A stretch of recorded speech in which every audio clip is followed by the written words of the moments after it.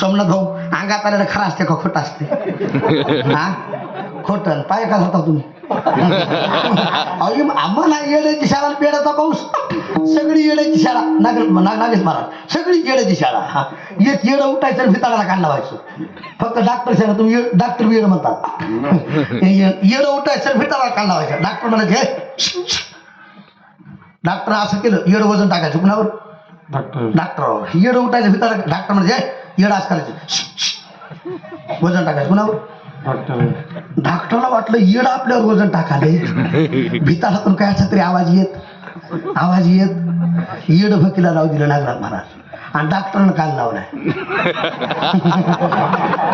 minute झालं 10 minute झालं कुई नाही जेव्हा राग आला डॉक्टरला येडाला उडली वर्ग कुठला नालाय कुठला 10 मिनिट झाला कान लावलाय कशाचाच आवाज येत नाही ते येडं म्हणलं डॉक्टर म्हणलं तर तुम्हाला आम्ही येड्याचं डॉक्टर केले म्हणलं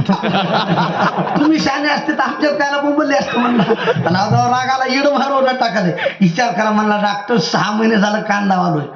माझ्या बापाला मेळ लागणार म्हणला आणि 10 मिनिटात तुझ्या बापाला मेळ लागला का म्हणला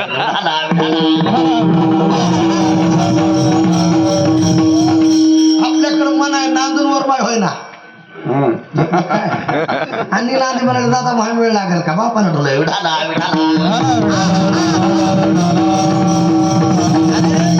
परमार्थ करून पिढ्या गेल्या स्वप्नात येत नाही पण एक वाक्य आहे का अंगात आलेला देव राहत नाही आणि चित्ता शिरलेला देव निघत नाही माझ्या माधवबाबाच्या चित्तात देव शिरला संसाराच्या नावी घालून या शून्य वाढता हा पुण्य धर्म केला